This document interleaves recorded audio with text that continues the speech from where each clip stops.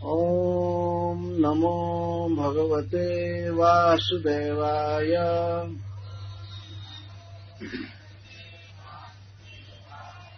ॐ नमो भगवते वासुदेवाय।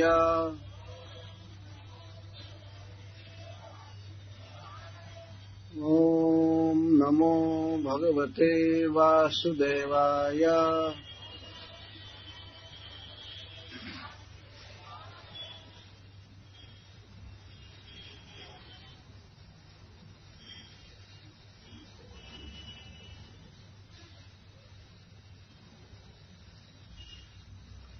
श्लोक 19।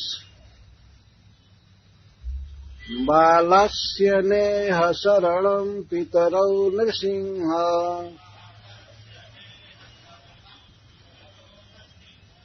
नार्तस्य च गदमुदन्वति मज्जतो नहुः।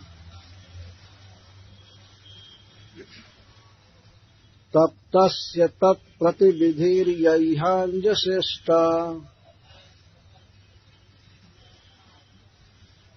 तावद्विभो तनुभृतां त्वदुपेक्षितानाम्।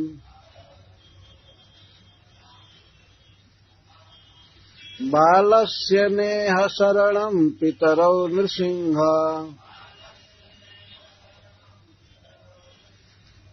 नार्तस्य चागदमुदन्वति मज्जतो नहुः। तप्तस्य तत्प्रतिविधिर्यैहाञ्जश्रेष्ठः। तावद्विभो तनुभृतां त्वदुपेक्षितानाम्। हरे कृष्णा कृष्ण कृष्ण हरे हरे, राम राम राम हरे। हैदराबाद टेक्नोलॉजी में बहुत आगे है, फिर भी एक माइक ठीक करने में देर हो जाती।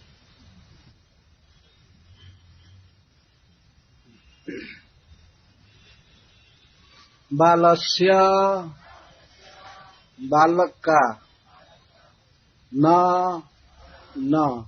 इह इस संसार में, शरणं रक्षक, पितरौ माता पिता, नृसिंह हे नृसिंह, न आर्तस्य रोग से दुखी व्यक्ति का, च और अगदम औषधि,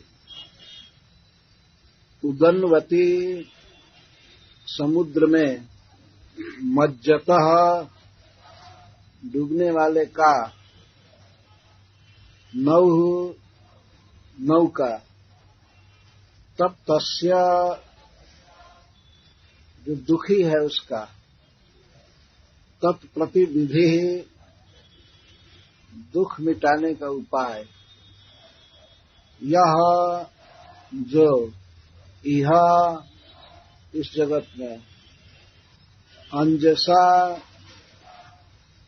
सुगमता से, सफलता पूर्वक, इष्टः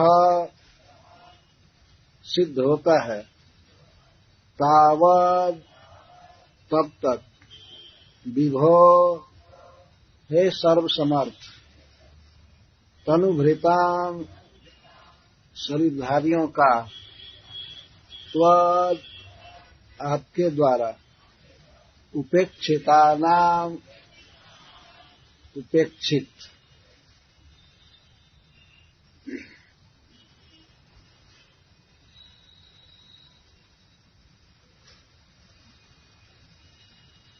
तो श्री प्रहलाद महाराज भगवान नृसिंह देव से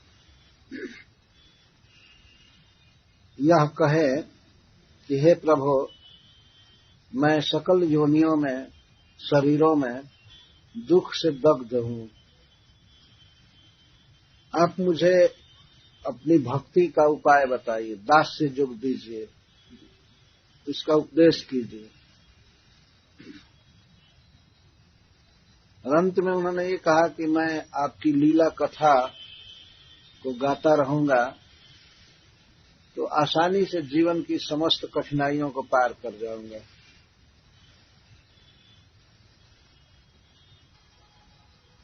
तो भगवान मानो ये कहते हैं, दुःखैः तप्तस्य तत्प्रतिकारो लोके दृश्यते किम मद्दास्यादिना। भगवान मानो ये कहें कि प्रहलाद, जो व्यक्ति दुख से दग्ध रहता है उसके दुख का प्रतिकार भी लोक में देखा जाता है। जैसे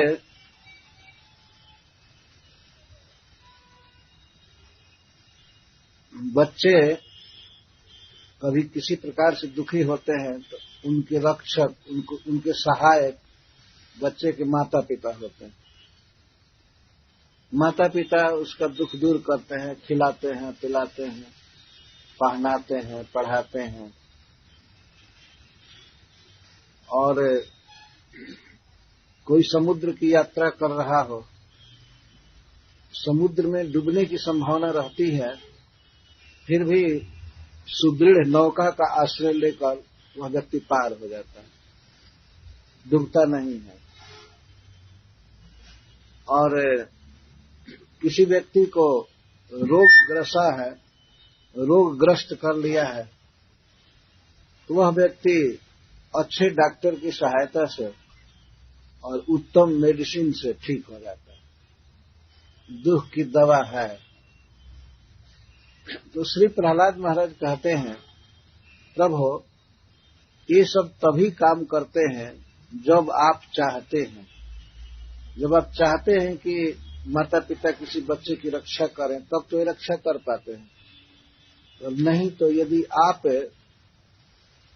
उसकी रक्षा न करें तो माता पिता रक्षा नहीं कर सकते। समुद्र में डूबने वाले को नौका नहीं बचा सकती, और किसी रोगी को कितनी भी औषधि दी जाए, कितनी भी उत्तम दवा दी जाए, लेकिन वो दवा या डॉक्टर उसको नहीं बचा सकते।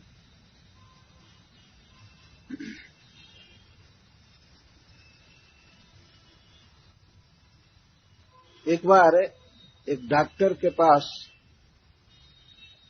हम लोग बैठे थे, एक लड़का विष खा लिया था।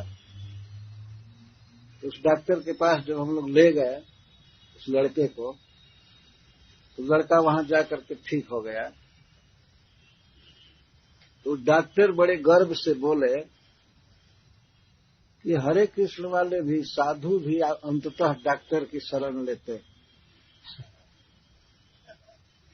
तो मैं कहा कि नहीं, हरे कृष्ण वाले कभी भी डॉक्टर की शरण नहीं लेते हैं, ये शरण भगवान की लेते हैं। तो डॉक्टर चकित हो गए। वो कहे कि आखिर हमारे शरण में आए ना आप लोग। मैं कहा नहीं, आपकी शरण में नहीं आए हैं, हम भगवान की शरण में थे, हैं और रहेंगे। तो आप लोग यहाँ क्यों आए? आए भगवान चाहते हैं तो ये रोगी ठीक हो गया, इसका विष खत्म हो गया। नहीं, हमारे प्रयास करने से, दवा देने से, उल्टी कराने से ठीक हुआ है। कैसे कहते हैं भगवान ने ठीक किया? मैं कहा केवल भगवान ठीक किए हैं, आप नहीं ठीक किए। तो बहस कर रहे थे इस तरह से। तो हमने कहा कि आपके औषधालय में, क्लिनिक में या हॉस्पिटल में कोई रोगी मरे हैं कि नहीं? तो कहते हैं ये तो स्वाभाविक है, मरते तो है ही। तो उनको मारने के लिए आपने क्या दवा दिया?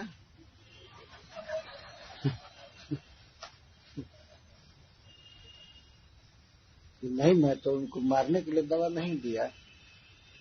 तो वे कहते हैं उनके कर्म में लिखा था मरना। तो मैं कहा कि तो बचना भी लिखा रहता है, भगवान चाहते हैं बचना तब बच जाता है, नहीं तो डॉक्टर क्या करेंगे? कितने योग्य डॉक्टर लगे रहते हैं और दवाइयां भी उत्तम श्रेणी की दी जाती हैं, फिर भी रोगी मर जाता है ना। जब भगवान बचाना चाहते हैं तो रोगी बच सकता है। भगवान चाहते हो कि कोई न डूबे समुद्र में तो बच जाता है। नाम होता है नौका का, लेकिन वास्तव में भगवान बचाते हैं। अन्यथा जब वे नहीं चाहें कि ये व्यक्ति नहीं पार हो तो डूब जाता है। मनुष्यों के इतिहास में आपने सुना होगा, टाइटैनिक एक जहाज बना इंग्लैंड में, बहुत मशहूर, बहुत बड़ा, और मनुष्य मान रहे थे कि हमारी बहुत बड़ी सफलता है, हम इसे बहुत बड़ी संख्या में अमेरिका की यात्रा करेंगे। और अपने प्रथम प्रस्थान में ही वो जलयान, वो नौका जहाज डूब गया। और कितने प्रसिद्ध लोग संसार के जीवन खो बैठे। वो चले थे कि हम यात्रा करेंगे, पार कर जाएंगे, बहुत खुशी से गा बजा करके और कई तरह से उत्सव करते हुए लोग जा रहे थे। अटलांटिक महासागर में जब जहाज का अगला सिरा दबने लगा, नीचे होने लगा, तो कितने लोग हाहाकार करने लगे। फंस गया था बहुत बड़े भंवर में, समुद्र में भंवर बहुत बड़ी बड़ी होती, और वैसे जाने लगा। जाते जाते हाहाकार कर रहे हैं, हाय हाय हाय हाय हाय हाय, सब लोग मर गए। तो भगवान नहीं चाहते थे कि वे पार हों, और भगवान यदि चाहते हैं तो टूटी हुई नौका से भी व्यक्ति पार हो जाता है। तो प्रहलाद महाराज ये कह रहे हैं कि हे प्रभु, आपके अलावा कोई रक्षक नहीं है किसी का। यदि आप चाहते हैं तो रक्षा हो जाती है, नहीं तो नहीं हो पाती है। बालस्य नेह शरणम पितरौ नृसिंह, हे नृसिंह देव, हे हमारे स्वामी। ऐसा माना जाता है और देखा जाता है सब जगह व्यवहार में कि माता पिता बालस्य शरणम, बालक के शरण है, रक्षक है। लेकिन कब तक वे रक्षा करते हैं? जब आप चाहते हैं। वास्तविक रक्षक आप हैं। यदि आप नहीं चाहते हैं तो माता पिता के रहते हुए भी, धनी माता पिता और कुशल व्यक्ति माता पिता, उनके रहते हुए भी बच्चे की मृत्यु हो जाती है।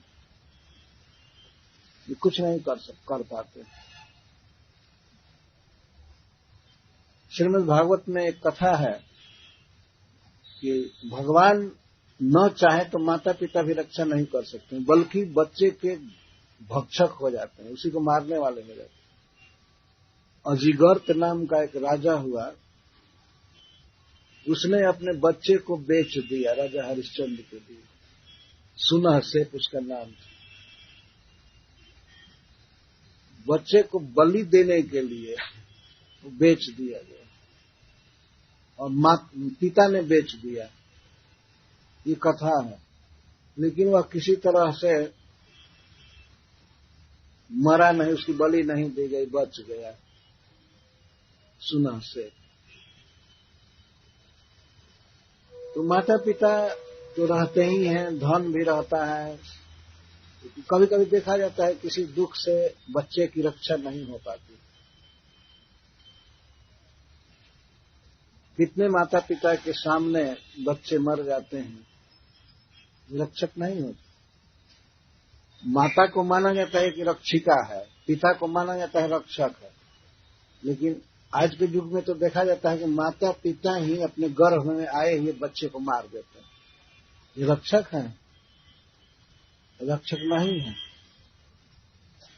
तो भगवान चाहते हैं तो रक्षा हो जाती है। कभी कभी अवर्षण के लिए दवा खाते हैं, क्या क्या करते हैं, फिर भी बच्चा जन्म ले लेता है, क्योंकि कृष्ण चाहते हैं। ऐसी कथा है कि भगवान श्री कृष्ण जब श्री राम के रूप में लंका पर चढ़ाई किए और युद्ध के मैदान में रावण के साथ उनका युद्ध होने लगा। अंतिम दिन का युद्ध था, 18वें दिन का युद्ध। कुरुक्षेत्र में भी 18 दिन युद्ध हुआ था और लंका के युद्ध भूमि में भी 18 दिन युद्ध हुआ था। अंतिम युद्ध में रावण आया तो रोज आता ही था। उस दिन भगवान उसको मारने का विचार कर लिए, आज इसको मारना है। तो राम के दृढ़ निश्चय को और उनके भयावह धनुष टंकार को सुन करके रावण शिव जी की शरण लिया। ओम नमः शिवाय इत्यादि कह करके भगवान शिव की शरण लिया कि हे प्रभु, आज के लिए हमने आपकी पूजा की थी, अब आज बचाइए। इतने वर्षों तक हमको बचाए, आज बचा लीजिए।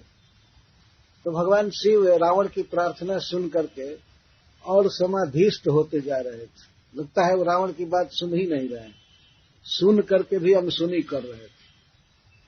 आंखें बंद करके ध्यान करने लगे। तब माता पार्वती ने कहा, आपका सेवक खतरे में है, संकट में है, वो प्रार्थना कर रहा है और आप अभी ध्यान कर रहे हैं। आप इसको बचाइए, आज बचाइए किसी तरह से। तो भगवान शिव कहते हैं, मैं न कभी बचाया था और न बचाने की मेरी क्षमता है। बचाने वाला अब तक बचाया था और वही आज मारने के लिए आया है, तो उससे मैं नहीं बचा सकता। आप रक्षा नहीं किए थे रावण की? नहीं नहीं, मैं क्या हूं, मैं कभी रक्षा नहीं कर सकता हूं किसी की भी। रक्षा करने वाले कृष्ण हैं, भगवान हैं, वे आज आ गए मारने के लिए। अब कौन बचा सकता है? राखे कृष्ण मारे के, मारे कृष्ण राखे के। जब कृष्ण मारने के लिए तैयार हो जाएंगे तो कौन बचा सकता है? और यदि कृष्ण बचाना चाहें तो कौन मार सकता है? पांडवों को लाक्षा भवन के आग में जलाने का प्रयास किया गया, वे जले नहीं। विष दिया गया भीम को, भीम मरे नहीं। इतना बड़ा विश्व युद्ध हुआ कुरुक्षेत्र के मैदान में, सारे महारथी मार दिए गए, लेकिन 5 पांडवों का बाल बंका नहीं हुआ, एक केस भी टेढ़ा नहीं हुआ। उसको बाल बंका होना कहते हैं। ज्यों के त्यों 5 भाई युद्ध से उबार करके लाए गए भगवान के साथ। अर्जुन को मारने के लिए इतनी बड़ी तैयारियां थी, इतनी तैयारियां। कई महारथी अर्जुन को मारने के लिए स्पेशल अस्त्र रखे थे, लेकिन जिसका रथ केशव हाँक रहे हैं, कृष्ण हाँक रहे हैं, उसको कोई क्या कर सकता है? पूरे युद्ध में अर्जुन को केवल 1 दिन पसीना आया था, तो पसीना भी नहीं आया। और युद्ध में कोई बाण अर्जुन पर नहीं लगा। एक बार केवल मुकुट पर एक बाण लगा और मुकुट को गिरा दिया, बस। जबकि अर्जुन पर निशाना लिया गया था उनके गले का, पर भगवान ने ऐसा उपाय किया कि अर्जुन का केवल मुकुट गिरा। भगवान का युद्ध हो रहा था कर्ण के साथ। तो कर्ण के तर्कस में अश्वसेन नाम का एक असुर प्रवेश किया, अव्यक्त गति से बाण में, और उसको वरदान था कि जिस पर लगेगा ये बाण वो मर जाएगा निश्चित। अश्वसेन सर्प था वास्तव में। भगवान इसको जानते थे, अर्जुन को इसका पता नहीं था। अर्जुन तो युद्ध में थे, भगवान इसको देख लिए। कर्ण ने निशाना लगाया अर्जुन के गले पर। वो बाण अमोघ था, लेकिन जेम ही वो निशाना लगाया, अपने धनुष पर बाण का संधान किया और छोड़ा, तेम ही श्री कृष्ण बहुत जोर से अपने पैर से रथ पर मारे। इतना जोर से मारे कि चारों घोड़े घुटने टेक दिए। भगवान के आघात को सह नहीं पाए, व्यक्ति को भार से दब गए, घुटने टेक दिए। तो अर्जुन का जो गला का निशाना था वहां पर आ गया मुकुट, डाउन हो गए। भगवान ने ऐसे मारा रथ पर, तो अर्जुन को इस तरह बचा लिया। कर्ण यह मानता था कि अर्जुन का निधन निश्चित है, उसका प्राण जाएगा ही, लेकिन भगवान ने बचा लिया। और ऐसे अनेक अवसरों पर हजारों हजारों अवसरों पर भगवान ने बचा लिया, जबकि विपक्ष मानता था कि अर्जुन की मृत्यु निश्चित है, लेकिन भगवान बचा लेते थे। तो जब रावण प्रार्थना कर रहा था भगवान शिव से, तो शिव जी ने साफ अपनी पत्नी से, पार्वती से कह दिया कि बचाने वाले या मारने वाले भगवान हैं। तो रावण अब तक बचा इसलिए कि वे बचाना चाहते थे, और अब वे मारना चाहते हैं, तो दुनिया मिल करके भी उस रावण को बचा नहीं सकती। और तुम चुप रहो, करने दो उसको प्रार्थना। इतना कह करके शिव जी हरे कृष्ण जपने लगे। हरे कृष्णा कृष्णा कृष्णा हरे हरे, हरे राम राम राम। क्या हो गया? हरे कृष्णा। तो प्रहलाद महाराज कहते हैं कि माता पिता भी रक्षा नहीं कर पाते हैं यदि आपके द्वारा कोई उपेक्षित होता है।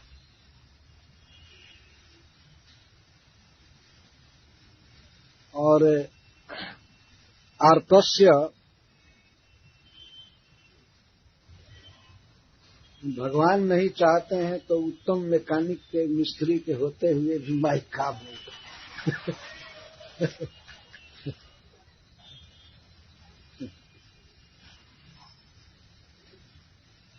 हरे कृष्ण। तो श्री प्रहलाद महाराज भगवान से कहते हैं कि आप ही वास्तविक रक्षक हैं, आप ही पोषक हैं, आप ही दुख दूर करने वाले हैं। तो माता पिता भी बच्चे की रक्षा नहीं कर पाते हैं। और तप्तस्य आर्तस्य अगदम न शरणम। कोई दुखी व्यक्ति है, रोग से सफर कर रहा है, तो उसको कोई भी औषधि उसका दुख नहीं मिटा सकता, रोग दूर नहीं कर सकता। और उदन्वती, समुद्र में मज्जतः, समुद्र में डूबने वाले को नौका नहीं बचा सकती। तो वास्तविक बचाने वाले आप हैं। दवाई तभी काम करती है सुगमता से, सफलतापूर्वक, जब भगवान चाहते हैं। और माता पिता भी बच्चे की सेवा शुश्रूषा तभी कर सकते हैं जब भगवान चाहते हैं। और नौका भी तभी पार कर सकती है जब भगवान चाहते हैं कि पार करे। इसीलिए हे प्रभु, आप ही शरण हैं, अतः मैं आपकी शरण ले रहा हूं। आप ही सबके वास्तविक बंधु हैं, हितैषी हैं। और फिर कहते हैं कि कहीं पर किसी तरह से, किसी समय, किसी के द्वारा कोई रक्षा देखी जाती है, दुख मिटाया हुआ देखा जाता है, तो वास्तव में आप ही दुख मिटाते हैं। उसको अगले श्लोक में कह रहे हैं, जस्मिन् जतो जर्हि जेन च जस्य जस्मात् जस्मै जथा जदुतयस्त्वपरः परो वा भावः करोति विकरोति पृथक् स्वभावः संचोदितः स्तदखिलम् भवतः स्वरूपम्। जस्मिन्, यदि किसी स्थान पर किसी की रक्षा हो रही है, उसका दुख मिटाया जा रहा है, तो वह स्थान, और जतो, जस्मात, किसी का दुख मिटाया जा रहा है या रक्षा हो रही है तो किसी स्थान पर, तो वो स्थान भी आप हैं। उपादान कारण कुछ में भगवान है। किसी स्थान पर किसी की रक्षा हो रही है तो स्थान बनाया कौन? जैसे हम लोगों की रक्षा होती है घर में, शीत से बचते हैं, धूप से बचते हैं,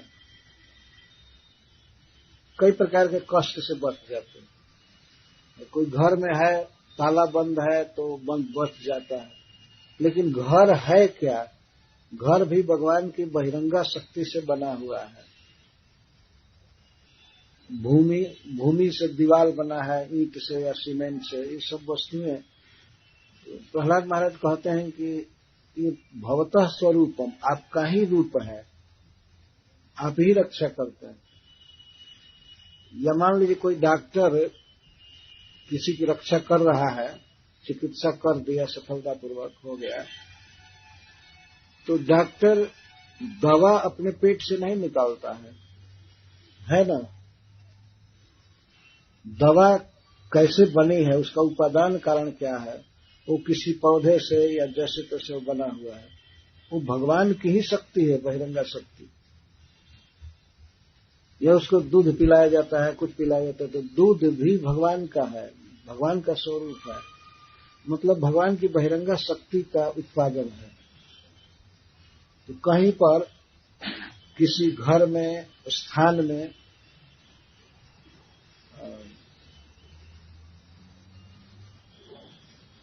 जतः किसी चीज से रक्षा हो रही है, जर ही, और किसी समय में जे न, किसी के द्वारा, और च, किसी के प्रेरित करने पर, जस्य,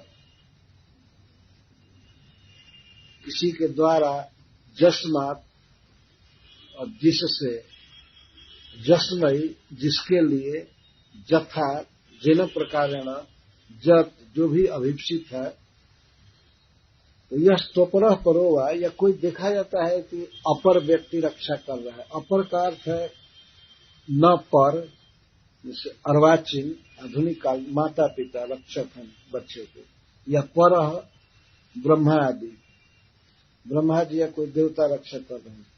भावः करोति, भाव का अर्थ है कर्ता, कोई कुछ कर रहा है, करोति, और विकरोति, कुछ उत्पादन करता है और रूपांतर करता है, विविध करोति, पृथक स्वभाव, भिन्न भिन्न प्रकार के जीव रहते हैं, भिन्न भिन्न प्रकार की वस्तुएं होती हैं, कोई सतुगुणी, कोई रजोगुणी, कोई तामसी।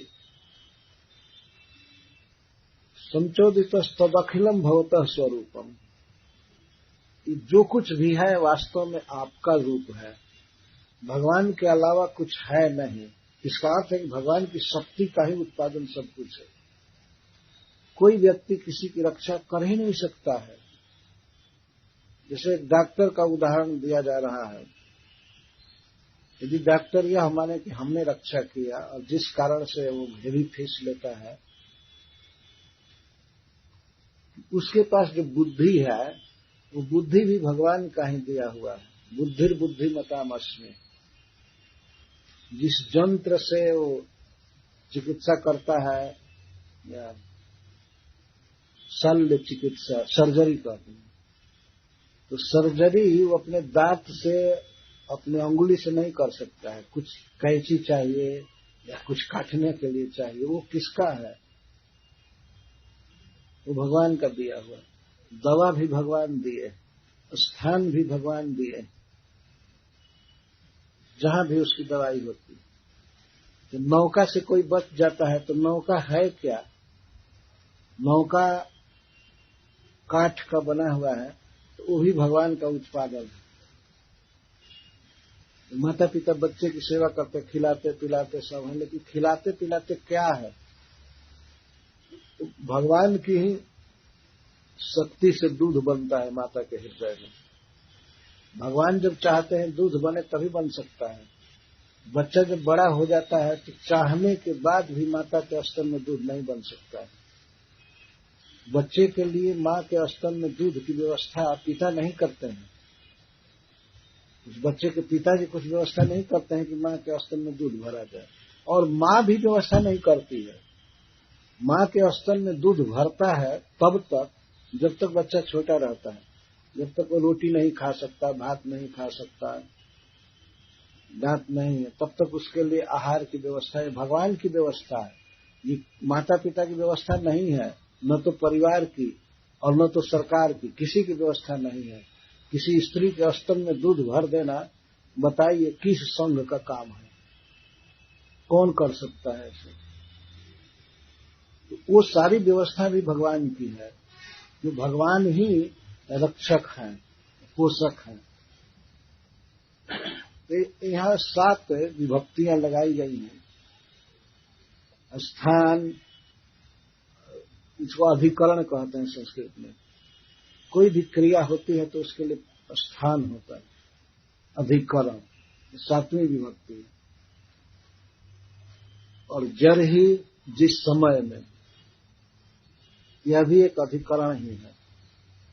देश में, जिस देश में, जिस समय में, जेन च, और जिसके द्वारा, अर्थात यह है करण, जिन वस्तुओं से, जिस उपाय से, जस्य, जिसकी, जस्मात्, जिसको अपादान कहते हैं, जस्मयी, संप्रदानाय, जिसके लिए, जथा, जो प्रकार है, और जो भी अभीप्सित हो किया जाता है, चाहे वो करे यस्तोपरः परोवा, चाहे अर्वाचीन लोग करें, डॉक्टर करें, माता पिता करें, या भाई करे, कोई करे, अथवा देवताओं के द्वारा होता है कुछ रक्षण, जैसे देवता जल बरसाते हैं, प्रकाश देते हैं। लेकिन वास्तव में देवता का अपना कोई जल नहीं है, सूर्य में अपना कोई प्रकाश नहीं है। प्रभास्मी शशि सूर्ययो, मैं सूर्य और चंद्रमा में प्रकाश हूं, भगवान कहते हैं। तो परह का अर्थ है श्री ब्रह्मा जी या सूर्य या देवता, और अपर का अर्थ है मनुष्य, आज का जन्म हुआ। इसको भावः कहते हैं, सत्ता। करोति, करोति का अर्थ है उत्पादयति, और विकरोति का अर्थ है रूपांतरम करोति। भिन्न भिन्न स्वभाव है लोगों का, भिन्न भिन्न तरह से, भिन्न भिन्न प्रकार से देखा जाता है कि रक्षा करते हैं, लेकिन वास्तव में तद अखिलम भवतः स्वरूपम, जो कुछ भी है, चाहे करण है, संप्रदान है, अधिकरण है, कोई भी उपाय किया जा रहा है, वास्तव में वो भगवान का स्वरूप है, भगवान की बहिरंगा शक्ति का उत्पादन है। और जो कर भी रहा है, जीवित देखा जाता है, तो उसमें जो चेतना है वो भी भगवान कृष्ण की है। ममई वांसो जीव लोके जीव भूता सनातन। जब तक डॉक्टर जीवित है तभी तक दवाई कर सकता है ना। तो जीवित तो है, तो जीवित तत्व तो क्या है, वो भगवान कृष्ण का अंश है। तो डॉक्टर में जो कैपेसिटी है, जो क्षमता है किसी को ठीक करने की, वो भी भगवान की ही है। क्या मरा हुआ डॉक्टर किसी की दवा चिकित्सा कर सकता है? स्वयं मर गया हो और उसके बाद पानी चढ़ाए और क्या क्या करे, अब वो क्या करेगा? उसमें जो चेतना है वो भगवान कृष्ण की चेतना है। इस बात को साफ भगवान गीता में खोल करके कहते, ममई वांसो जीव लोके जीव भूत सनातन। जो माता पिता जब तक जीवित हैं तब तक कुछ बच्चे के लिए करते हैं, मरने पर क्या कर सकते हैं? लेकिन मरने के बाद जो शरीर है वो तो भगवान की ही बहिरंगा शक्ति का दिया हुआ है। तो इस प्रकार कोई रक्षक नहीं है, रक्षक आप हैं, पालक आप हैं, अतः मैं आपकी शरण ले रहा हूं।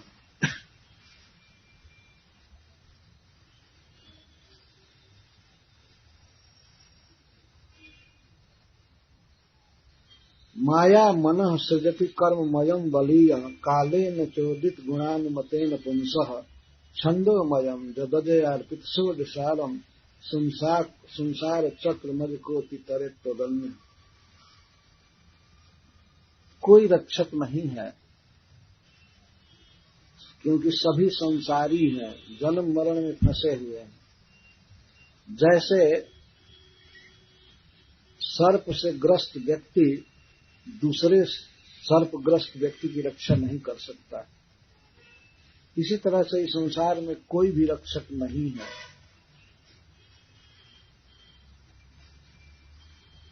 मान लीजिए किसी व्यक्ति को एक अजगर ग्रसा है, उसको ग्रस लिया है पूरा पूरा, तो वो व्यक्ति दूसरे सर्पग्रस्त व्यक्ति की क्या रक्षा करेगा?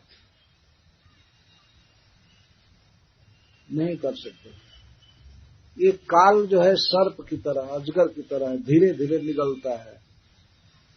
काल सर्प कहा भी जाता है।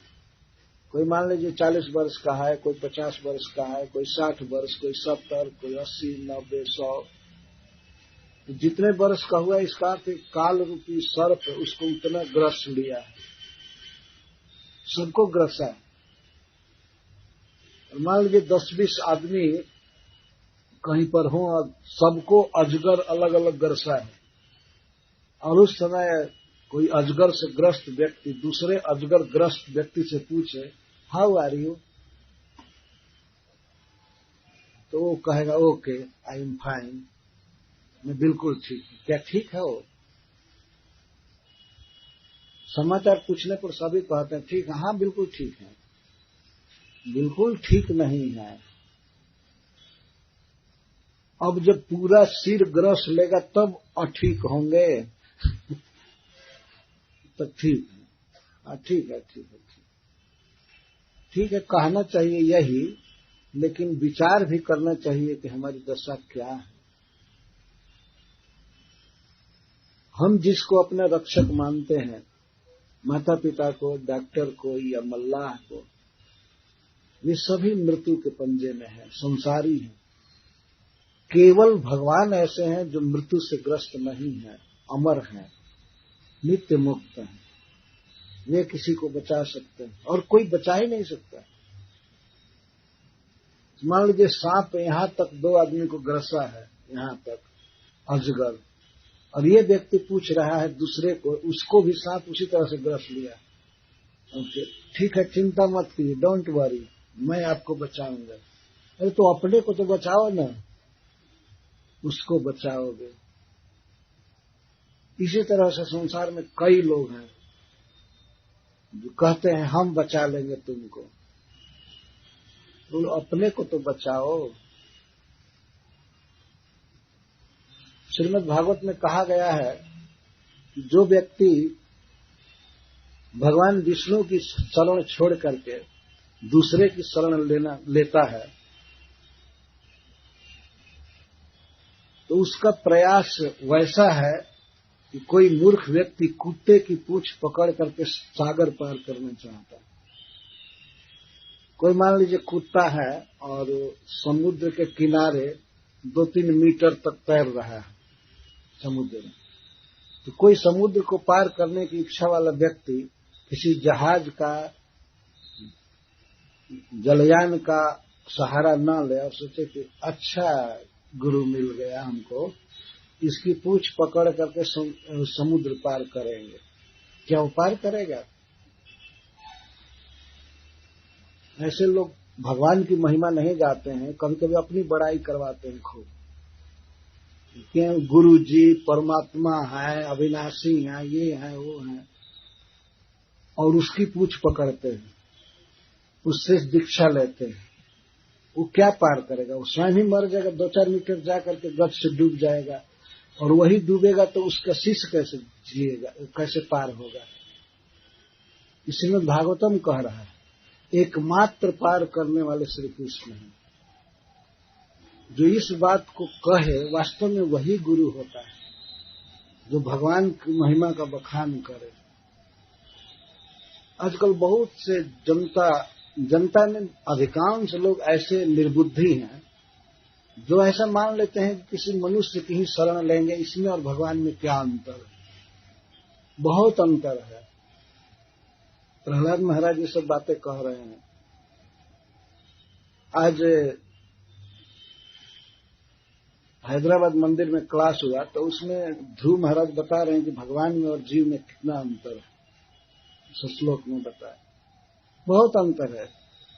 प्रत्येक बुद्धिमान व्यक्ति को, मनुष्य को चाहिए कि वह अपने लिए चुने, भजनीय कि हमारा इष्ट देव कौन है, कौन हमको दुख से छुड़ाएगा, कौन हमको सब सुख देगा, हमें अजर अमर नित्य जीवन प्रदान करेगा।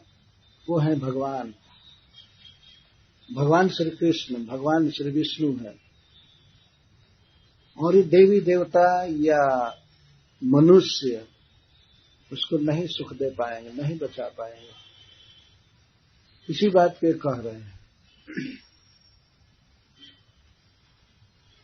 आगे के श्लोक में कहते हैं कि हे प्रभु, यह आपकी बहिरंगा माया शक्ति बहुत प्रबल है और यह लिंग शरीर की सृष्टि करती है, कारण शरीर जो मन प्रधान है। हम लोगों को एक दूसरा शरीर मिला है, इसको स्थूल शरीर कहते हैं। और जो मानसिक शरीर होता है, जैसे हम चिंतन कर रहे हैं कि हम यहाँ रेलवे स्टेशन पर गए हैं या वृंदावन गए हैं, तो वो जो शरीर है उसको सूक्ष्म शरीर कहते हैं, और वही वास्तविक शरीर है, आत्मा का बंधन।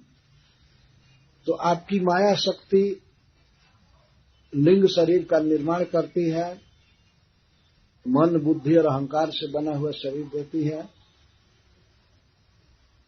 वास्तव में पुरुष के द्वारा माया प्रेरित होती है। पुरुष का अर्थ है भगवान विष्णु का अंश, कारणोदकशाही पुरुष। कारणोदकशाही पुरुष भगवान श्री कृष्ण के अंश हैं, तो वे प्रकृति पर दृष्टिपात करते हैं, प्रकृति के सत्व गुण, रजोगुण, तमोगुण में क्षोभ पैदा करते हैं। जब तीनों गुण एक समान रहते हैं तो उसमें सृष्टि नहीं होती है, सस्पेंड हो जाती है। और गुणों में विषमता जब होती है तब सृष्टि चालू होती है। तो भगवान कारणोदकशाही अपने दृष्टि मात्र से या संकल्प मात्र से प्रकृति के गुणों में क्षोभ पैदा करते हैं, कमी बेसी करते हैं, तब यह जीव को शरीर देती है, स्थूल शरीर भी और इसके पहले सूक्ष्म शरीर। जैसे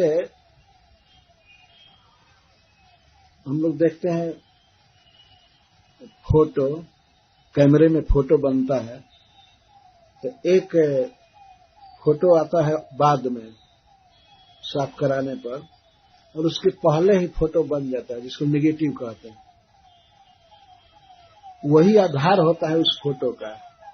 यह शरीर तो कुछ भी नहीं है, जो फोटो खींचा जाता है, जो नेगेटिव है वही मूल है। वो जब तक रहेगा तब तक फोटो बनता ही रहेगा, बनता ही रहेगा। अगर फोटो खत्म करना है तो उसको खत्म करना चाहिए, नेगेटिव को। ये सूक्ष्म शरीर जो मन बुद्धि अहंकार से बना है, यही बंधन का कारण है। माया इसकी सृष्टि करती है। यह कर्ममय है, बलीय और छंदोमय है। कर्ममय, कुछ न कुछ भोगों की इच्छा रहती है इस शरीर में, भोगमय है, इच्छामय है, और बहुत बलवान है। चंचलम ही मनः कृष्ण परमार्थी बलवत दृढ़म तस्याहम निग्रहम मन्ये वायोरिव सुदुष्करम। अर्जुन कहते हैं भगवान से कि हे कृष्ण, मन बहुत चंचल है, बहुत तेज गति से इधर उधर जाता है, क्षण क्षण में, सेकंड सेकंड में। और बलवत, यह बहुत बलवान है, और दृढ़म, और अपने निर्णय पर दृढ़ रहने वाला। प्रमाथी, यह इंद्रियों को मथ देता है। बलवत दृढ़म, दृढ़ है। इसको कंट्रोल करना मैं वैसे असंभव कठिन मान रहा हूं जैसे आंधी को वश में करना। यदि तूफान आवे, आंधी आवे, तो कोई व्यक्ति अपने गमछा से या धोती से रोकना चाहे कि हम नहीं बहने देंगे इसको, तो क्या कर पाएगा? कभी कभी हमने साधारण हवा में देखा है कि लोग छाता ताने हैं, तब तक हवा का झोंका ही छाता का उड़ा करके खत्म कर दे। और तूफान आवे तो क्या करेगा छाता? छाता क्या करेगा? धोती गमछा क्या करेगा? मन जब सोच लेता है कि हमको ये करना है, तो फिर उसके वेग को रोकना कठिन है। और आप हमको ध्यान करने को सिखा रहे हैं। कैसे ध्यान करूं? मैं तो इस योग की स्थिर स्थिति को नहीं देख रहा। इतना बलवान है। उसी को प्रहलाद महाराज कहते हैं बलवान है, कर्ममय है, और छंदोमय है। छंद का अर्थ होता है वेद। इसका अर्थ है कि जो श्रेष्ठ मनुष्य हैं या देवता हैं, वे वेदोक्त कर्मों को करना चाहते हैं। मन करना भी चाहता है तो यज्ञ, दान, तप, वेदाध्ययन आदि करना चाहता है। मन जल्दी स्वीकार नहीं करता है कि भगवान की भक्ति ही सबसे श्रेष्ठ है। यदि कहिए किसी को हरे कृष्ण जपने के लिए, कृष्ण कृष्ण, तो कहता है इतना छोटा सा साधन कैसे भवसागर से पार करेगा? उसके लिए तो कुंड बनाओ, स्वाहा हा करेंगे तब संतोष होता है। तब संतोष होता है कि मैंने कुछ किया है ना। कोई बड़ा कठिन काम बताइए तो लोग मान लेते हैं, और भक्ति मार्ग को ये कहकर छोड़ देते हैं ये तो बहुत सुगम है। तो सुगम है तो कठिन मार्ग क्यों पकड़ रहे हो? आजकल आदमी रास्ता पूछता है कहीं जाने के लिए कि भाई सीधा हाईवे कैसे जाएगा, अच्छा रोड होना चाहिए, बीच में कोई चोर नहीं होना चाहिए लूटने के लिए। कई प्रकार के दिक्कत से मुक्त होना चाहते। किसी को बताया जाए कि ये रास्ता सीधा जाएगा, ये फ्री वे है, कोई सिग्नल भी नहीं है, और आप अपनी इच्छा के अनुसार स्पीड से जा सकते हैं, कम देर में पहुंचेंगे, तो कोई नहीं। हमको ऐसा मार्ग बताइए जिस पर एक दिन के बदले 10 लाख बरस लग जाए पहुंचने में, और हमारी गाड़ी कई बार भ्रष्ट हो, चक्का भ्रष्ट हो जाए, पंचर हो, ये हो, रास्ते में रात को डाकू भी लूटे हमको वही रास्ता पसंद है। अरे मूर्ख कहीं के। सभी कहते हैं भक्ति मार्ग बहुत सरल मार्ग है, बहुत सीधा साधा मार्ग है। फिर भगवान का नाम जपना है, भगवान को प्रणाम करना है, प्रसाद खाना है। दूसरा मार्ग है कि उसमें केवल उपवास ही करना है, मरो खाने बिना, और सिद्धि कुछ नहीं मिलेगी। हमने देखा है अपनी आंख से, प्रयागराज में, इलाहाबाद में, कुंभ मेला में एक जगह यज्ञ मंडप बना था, और उसमें 108 कुंड बनाए गए थे। 108 कुंड था, बहुत दूर दूर में बड़ा बड़ा बनाया गया था, और एक एक कुंड पर 4-4 दंपति बैठे थे, 4-4 कपल, और इस आशा से कि अब हम यज्ञ करेंगे तो पूरा भवसागर पार कर जाएंगे, हमको सुख मिलेगा, हमको स्वर्ग मिलेगा। और ये यज्ञ कराने वाले, तुमको स्वर्ग मिले या न मिले, उनको तो पहले पैसा मिल जाता है। लोग यज्ञ पर बैठते हैं तो पैसा देते हैं, यज्ञ कुंड पर बैठते हैं। सब बैठे हुए थे, और एक जगह माइक से मंत्र बोला जा रहा था। उस समय ऐसी दशा थी कि हवा बंद थी, और यज्ञ कुंडों से, 108 कुंडों से धुआं खूब निकल रहा था, धुआं निकल रहा था, जहां तहां पंखा फिट किए गए थे। तो लोग बोलते थे, जो पंडित जी बोलते थे स्वाहा, तो वे भी बोलते थे स्वाहा, लेकिन एक एक मिनट पर नाक और आंख पोंछते जाते थे। तो वो बोलते थे स्वाहा स्वाहा। वर्तमान में भी कितना कष्ट हो रहा था वो दृश्य हमने आंख से देखा है। उसका फल क्या होगा? फल तो यज्ञ पूरा नहीं होगा तो उसका कोई फल नहीं होगा। भगवान का नाम तो ऐसा है कि अच्छा से उच्चारण हो, या खाते पीते सोते कभी भी ये पूर्ण फल देगा। खाईते सुईते जथा तथा नाम लय, देश काल नियम नहीं, सर्व सिद्धि है, सर्व सिद्धि है। ये है प्रबल मार्ग, है बहुत सुगम, लेकिन बहुत सेफ मार्ग है, और बहुत स्पीड से जीव जा सकता है। तो मन है इसको स्वीकार जल्दी नहीं करता है, इसको छंदोमयम यहां कहा गया है। वेदोक्त कर्मों में इसकी रुचि होती है, यज्ञ आदि करने में, तीर्थ करने में। तीर्थ करने में दम निकल जाता है, यहाँ जाओ, यहाँ करो, ये करो। अरे माला लेकर के महामंत्र जपो घर में बैठ करके, सबसे बड़ा साधन यही है। हरे कृष्णा कृष्णा कृष्णा हरे हरे, हरे राम राम राम। तो अजया जीव की अविद्या के द्वारा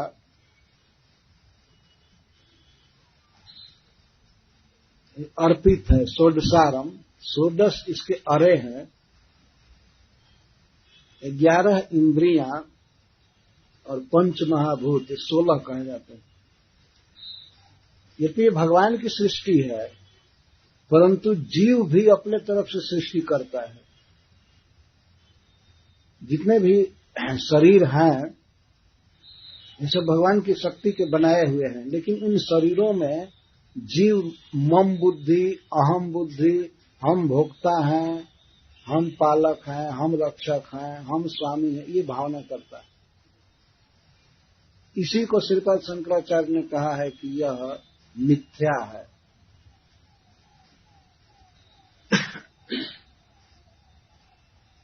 उनको ही सर्दी हो गई है।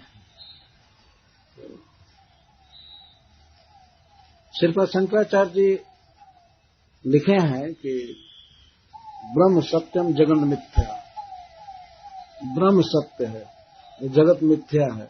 ये बात बिल्कुल फैक्ट है। जगत में जीवों की जो धारणा है वह मिथ्या है। तो उदाहरण देते हैं, जैसे रज्जू में सर्प का भ्रम, रस्सी में सर्प बुद्धि होना। तो वास्तव में रस्सी तो है, वो तो सत्य चीज है, लेकिन उसमें जो सर्प की भ्रांति होती है कि ये सर्प है, यह मिथ्या है। शरीर है, पुत्र का शरीर, पत्नी का शरीर, किसी का शरीर, शरीर ठीक है, सत्य है, लेकिन जब ये भावना होती है कि ये मेरा बेटा है, ये मेरी पत्नी है, ये मेरा धन है, ये मैं अधिकारी हूं, मैं भोगता हूं, यह मिथ्या है। इस प्रकार की भावना होना, इसको अविद्या कहा गया है, उसको अजा कहते हैं। तो अविद्या के द्वारा जीव को भोगाने के लिए ये 16 चीजें दी गई,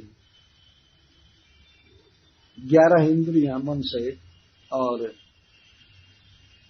5 महाभूत। महाभूत से तात्पर्य है यह स्थूल भूत नहीं, सूक्ष्म भूत, तन्मात्रा उसको कहते हैं। जैसे पृथ्वी की तन्मात्रा है गंध, और जल की तन्मात्रा है स्वाद,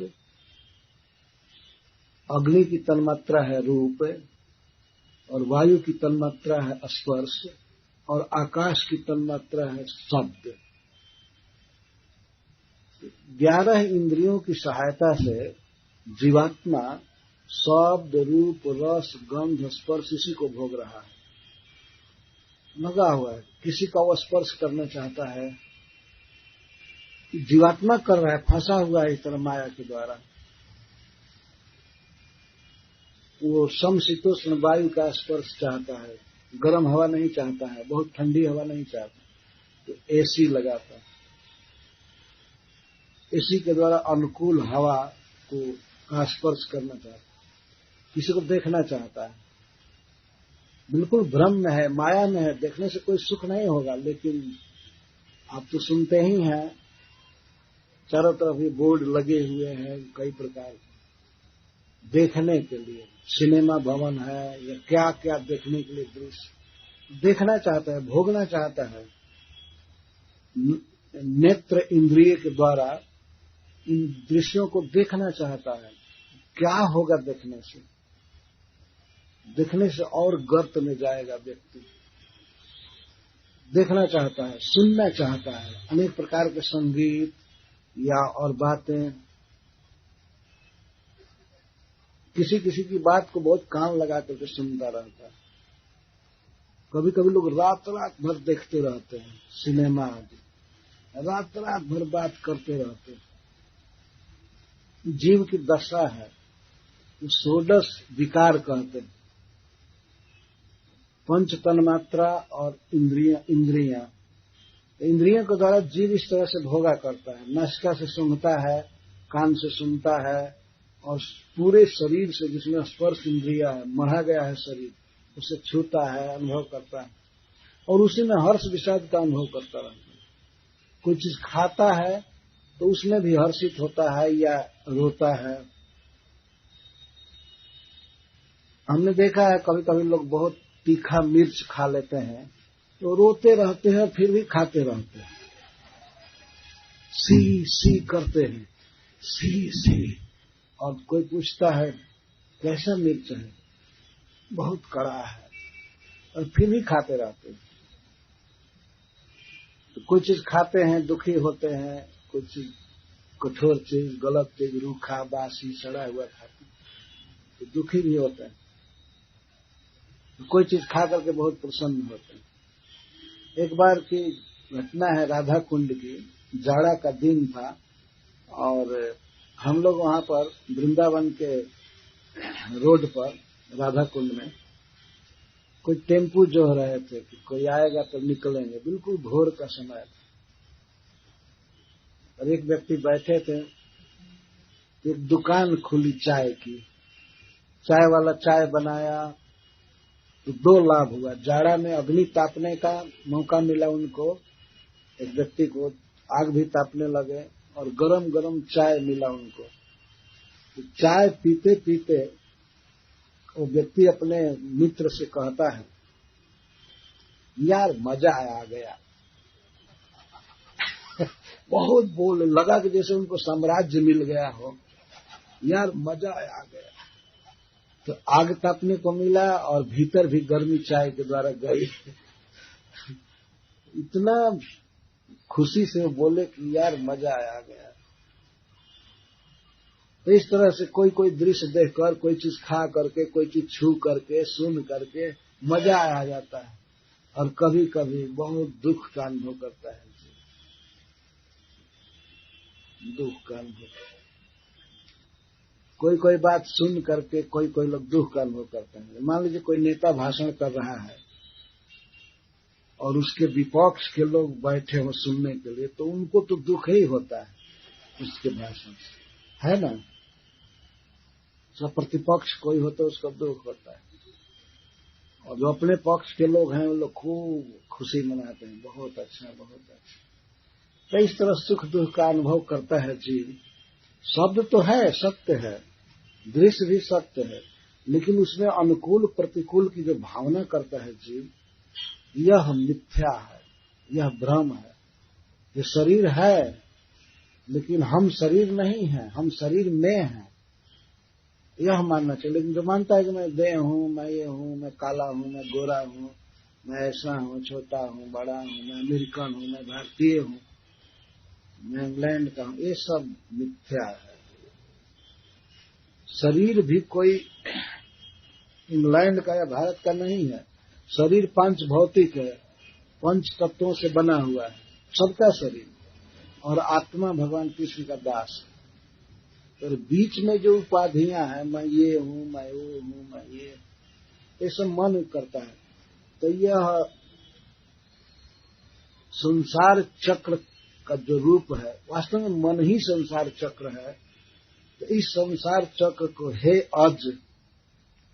अजन्मा प्रभु, आपके अलावा कौन पार कर सकता है। इसका अर्थ है कि त्वद अन्य, आपसे भिन्न रह करके, आपसे संबंध किए बिना, अर्थात आपका भजन किए बिना कौन पार कर सकता है। कोई नहीं पार कर सकता। जो व्यक्ति कृष्ण की शरण लेता है, भक्ति करता है, वही पार कर सकता है। संसार चक्र मज कोटि तरे त्वदन्य, आपसे पृथक रह करके, आपका भजन किए बिना जन्म मृत्यु के प्रवाह को, चक्र को कौन पार कर सकता है। नहीं कर सकता। केवल वही करेगा। मामेव ये प्रपद्यन्ते माया में तम तरन्ति। भगवान कहते हैं कि इस संसार को वही पार करेगा, दुरत्ते माया को, जो मेरी शरण लेता है।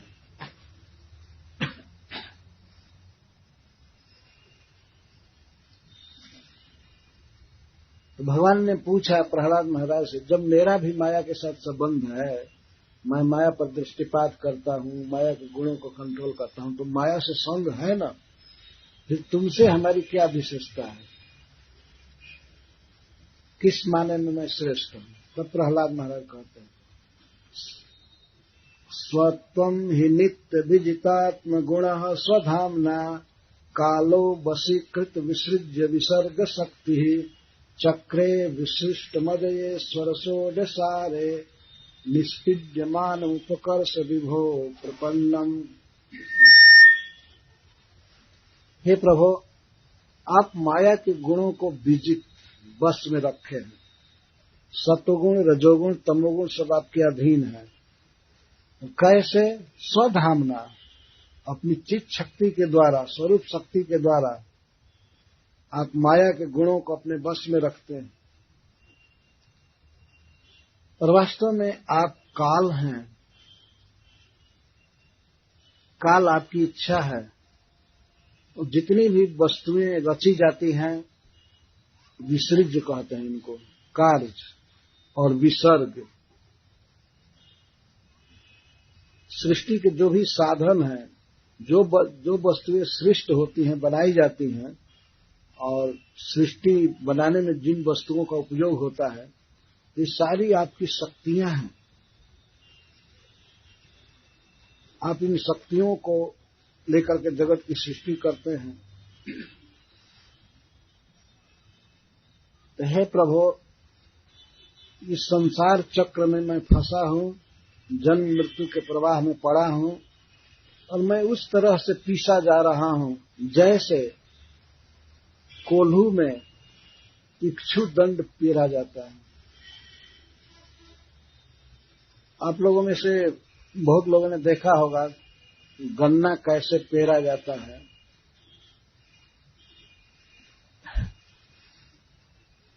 पेरा जाता है तो उससे फच रस निकलता है। और बहुत बड़ा बड़ा कोल्हू नहीं देखे होंगे तो शहरों में गन्ना से जूस जो लोग निकालते हैं, उसको देखकर समझ सकते। प्रहलाद महाराज कहते हैं, निष्पीड्य मानो, मैं पेरा जा रहा हूं, पीसा जा रहा हूं। जैसे गन्ने का, जैसे गन्ना ईख का दंड, ईख का है गन्ना, जैसे गन्ना कोल्हू में पेरा जाता है, वैसे मैं पेरा जा रहा हूं संसार चक्र में। माम उपकर्ष, मुझे अपने उपकर्ष निकट खींचिए, मैं फंस गया हूं जन्म मृत्यु, आप हमको निकालिए, खींचिए। कभी कभी कोल्हू को उल्टा चला करके गन्ने को खींचा जाता है, ये देखा गया है। तो हम लोग तो बैल को हाँके भी हैं और गन्ना धराए भी हैं, तो सारी बात समझ रहे हैं। इसको उपकर्ष आप अपने तरफ खींचिए, ये चक्र हमको जन्म मृत्यु में बहुत दूर ले जा रहा है, खींच रहा, पड़ा हुआ हूं। उपकर्ष, आप इसको खींचिए हमको। मतलब जीव अपने प्रयास से भगवान को प्राप्त नहीं कर सकता है। भगवान जब कृपा करके किसी को खींचते हैं तब वो संसार चक्र से छूटता है। मामेव ये प्रपद्यन्ते माया में तम तरन्ति, तो हमको खींचिए। आप ईश्वर हैं, हे ईश्वर, षोडश विकार में इस संसार चक्र में फंसा हूं, आप समर्थ हैं, और मैं प्रपन्नम, आपके शरण में हूं, आपका दास हूं, हमको खींचिए इससे, हमें अपने धाम में ले चलिए। मैं बार बार जन्म मृत्यु के अधीन नहीं रहना चाहता हूं, दुख। तो भगवान ने प्रहलाद महाराज से कहा कि बेटा प्रहलाद, लोकपालों का भोग चाहते हो तो मैं दे सकता हूं। इंद्र का जो भोग है या ब्रह्मा जी का भोग है वो सब दे सकता हूं। वो पद और वो सब खाना पीना, घूमना, अमृत पीना, विमान पर चढ़ना, ये सब भोग हैं देवताओं के, जो इस पृथ्वी से लाखों गुना बेटर है। उनको भोगो। और अभी अभी तुम्हारे पिताजी की मृत्यु हो गई है, हिरण्यकश्यप की मृत्यु हो गई है, तो राज्य सिंहासन खाली है, तो इस राज्य को भोगो, अपने पिता का दिया हुआ धन भोगो। उसे दिया तो नहीं था, लेकिन मतलब अब तो मिलेगा ही ना, बपौती कहते हैं इसको। बाप मर गया तो अपने आप पुत्र का होगा ही, उस पर से मैं दे रहा हूं। तुम्हारे पिता का राज और लोकपालों का भोग मैं दे रहा हूं, इसको भोगो। क्यों विरक्त हो रहे हो? वैराग्य क्यों हो रहा है तुम्हारे मन में? तुम निर्वीण क्यों हो रहे हो? जो सुख भोगो। हिरण्यकश्यप का विशाल राज्य था, देवता सब उसके वश में थे। तो प्रहलाद महाराज कहते हैं, बस बस बस, मैं देख चुका कि इन भोगों में क्या दम है, ये अति तुच्छ है। दृष्टा मया दिवि विभो अखिलधिष्णपानाम् आयुः श्रियो विभव इच्छति जानजनोऽयम् यस्मत् पितुः कुपितहास विजृंभित भ्रू विस्फुर्जिते नंदुलिता सतुते निरस्तः। हे प्रभु, आप हमें भोगों का लालच मत दीजिए। मैं देख चुका सब कि देवताओं को जो भोग प्राप्त है, सुख प्राप्त है, वो क्या है। अखिल भीष्मपाना, मैं समस्त लोकपालों के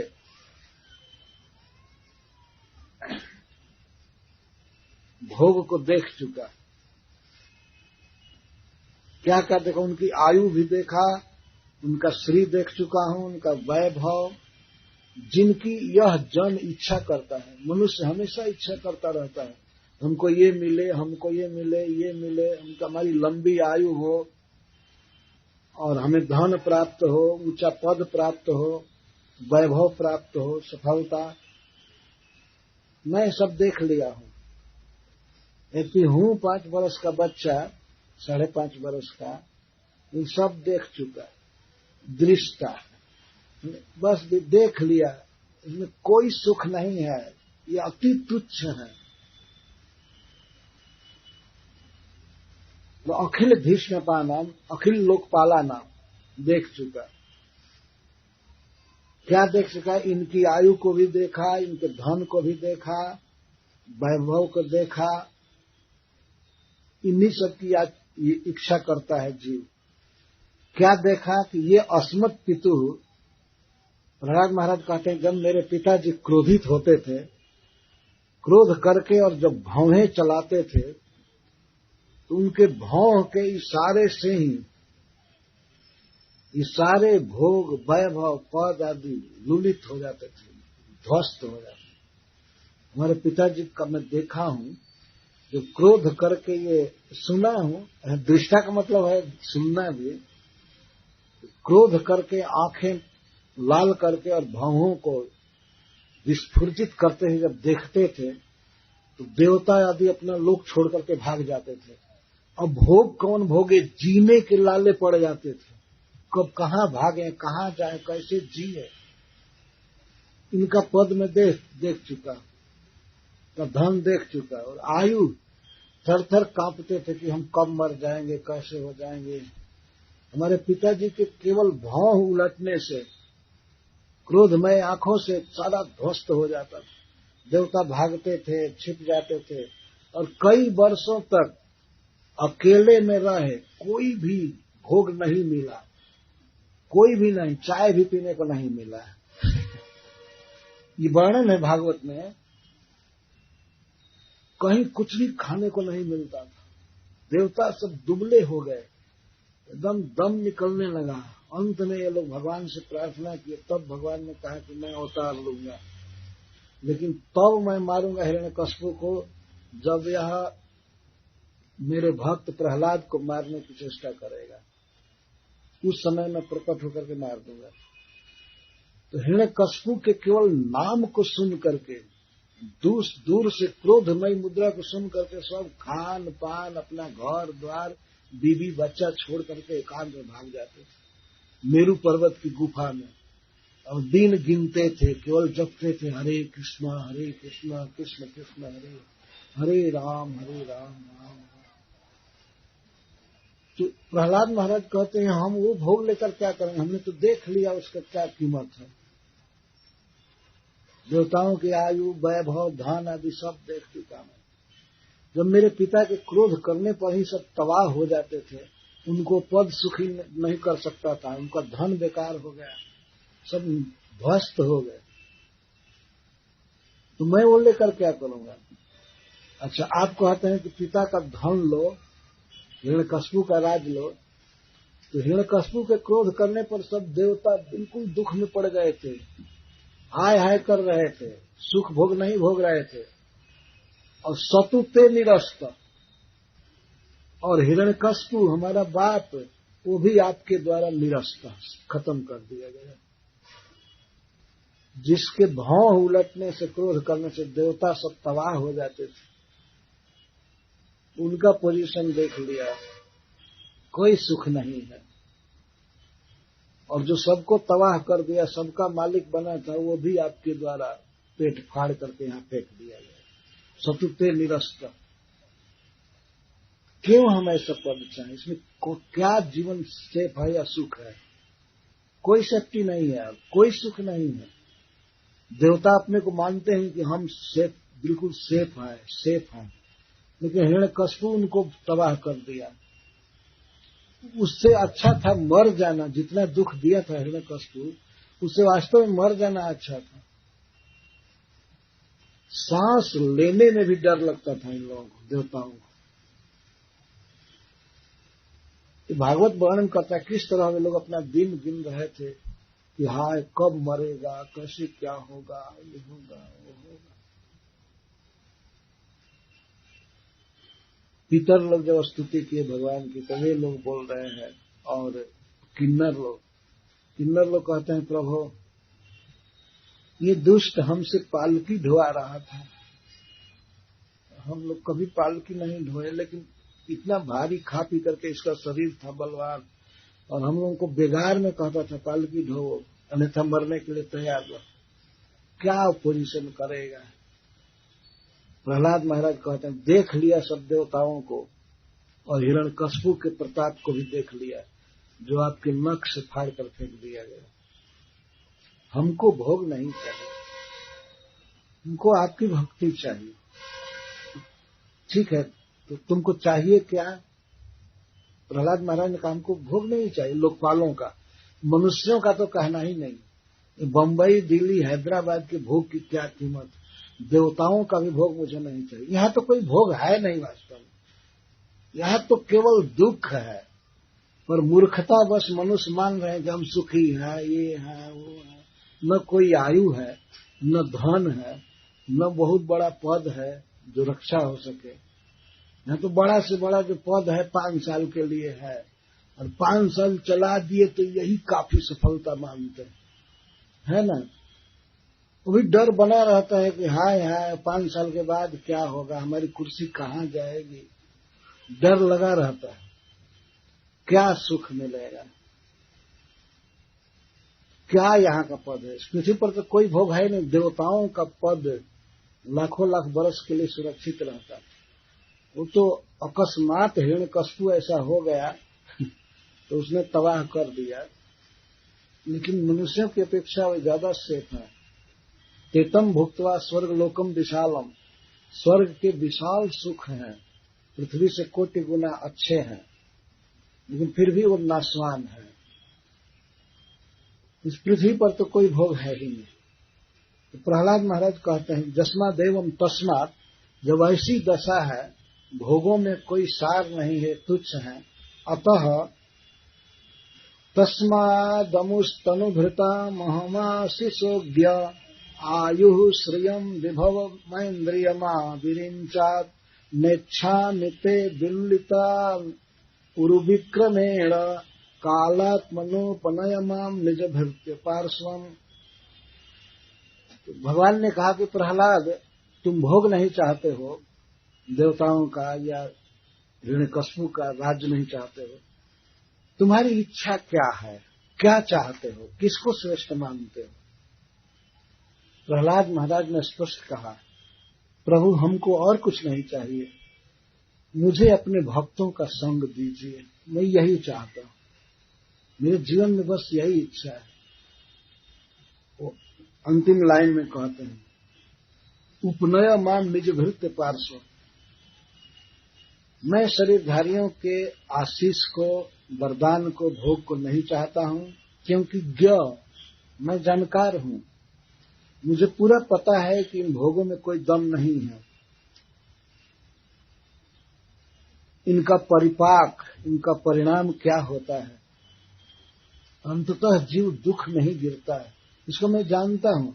इसीलिए मैं लंबी आयु या धन या पद, ब्रह्मा जी के भोग तक व्याप्त, ब्रह्मा का भोग सबसे बड़ा है, उनकी आयु सबसे बड़ी है, उनका ज्ञान बहुत बड़ा है, धन बहुत बड़ा है, तो ब्रह्मा के धन को भी, आयु आदि को भी मैं नहीं चाहता हूं, न इच्छा में, क्योंकि अंततः आप कालात्मा हैं, काल के भी नियामक हैं, आपके उरु विक्रम से भयंकर चाल से ये सब ध्वस्त हो जाते हैं, नष्ट हो जाते हैं। विलुलिता, जो भी पद है, धन है, सब नष्ट हो जाता है काल के द्वारा।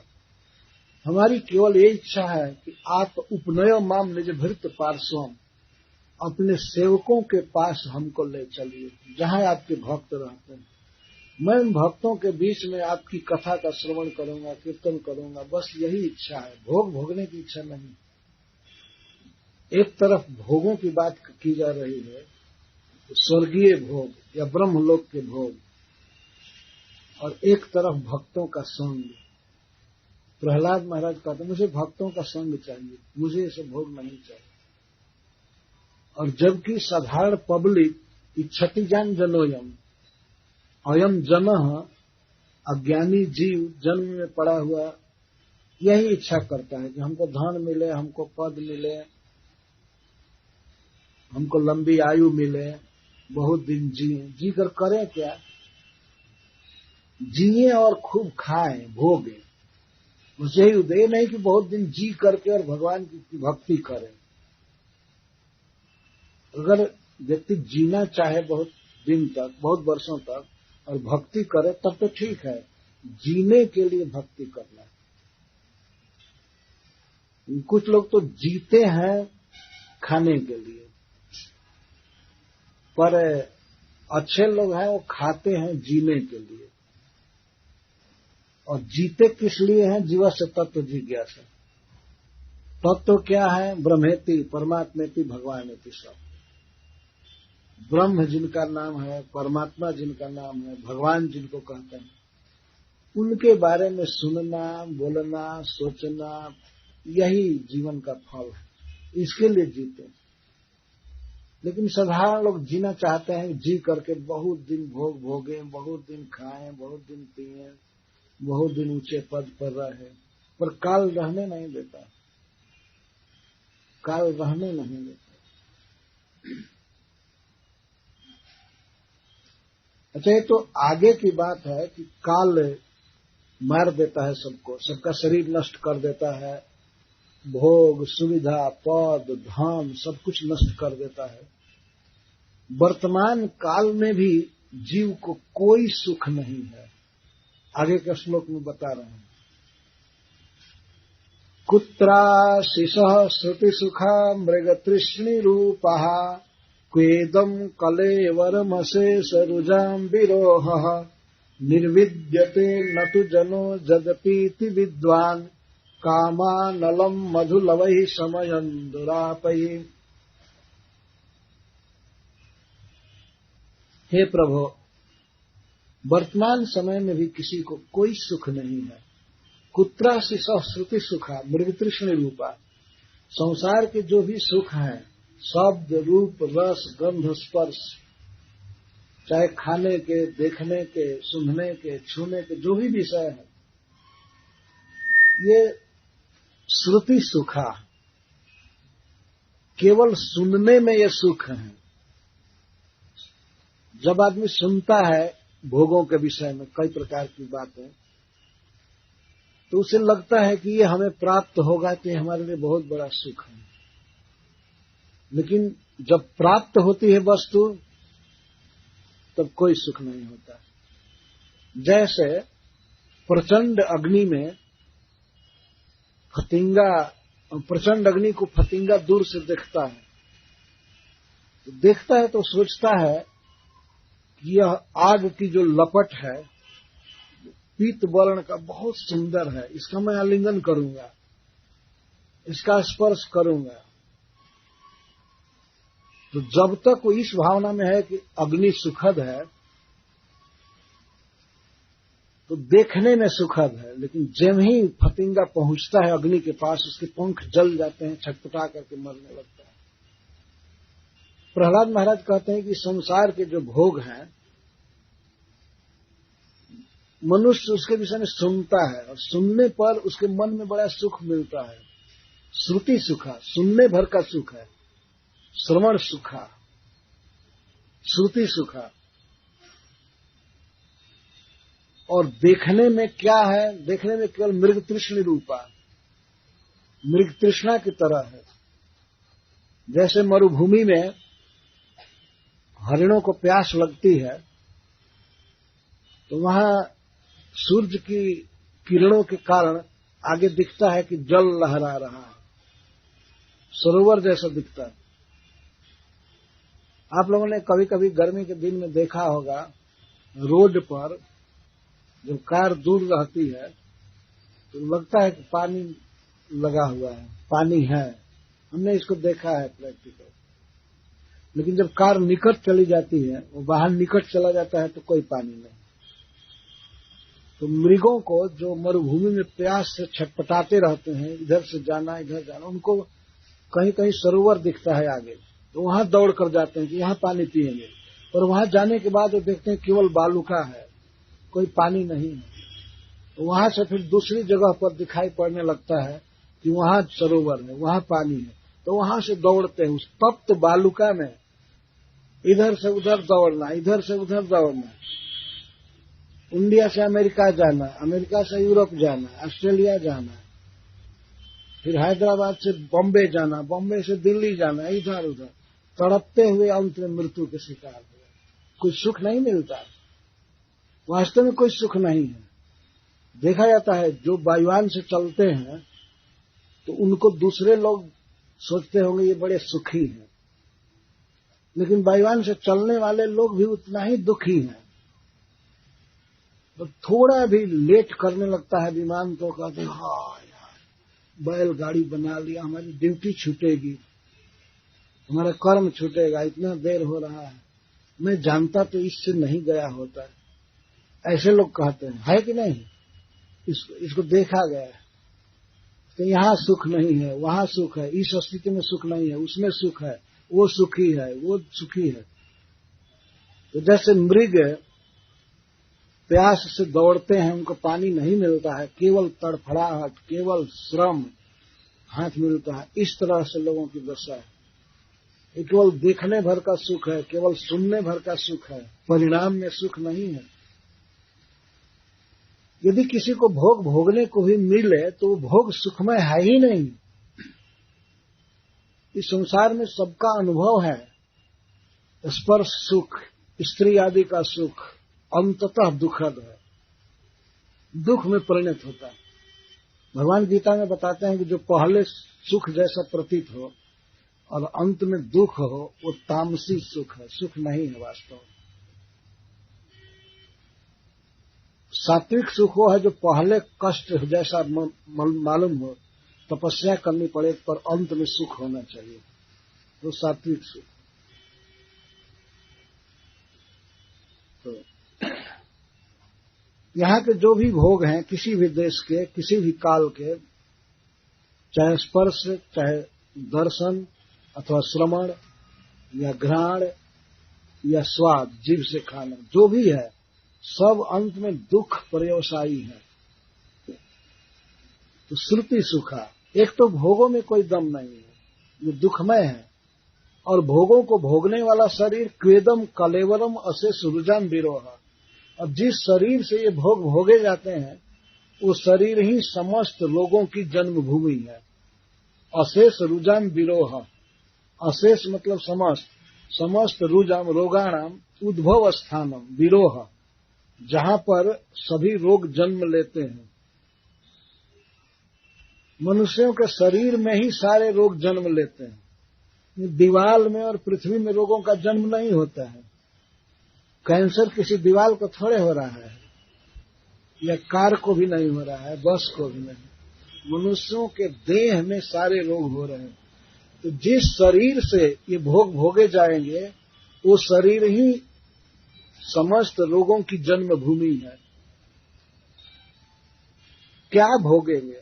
भोगने की न तो शक्ति है, न भोगों में कोई दम है, दोनों ओर चौपट। तो ऐसा है कि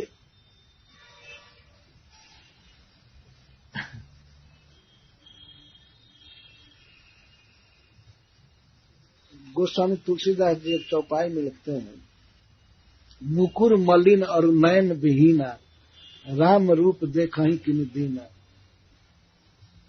किसी व्यक्ति को करोड़ रुपए का मिरर दिया जाए, दर्पण देखने के लिए, अपना चेहरा, ये बहुत अच्छा मिरर सोने में मढ़ा करके और मिरर दिया जाए, उस व्यक्ति को दिया जाए जो दोनों आंखों से जन्म से ही सूर है, अंधा।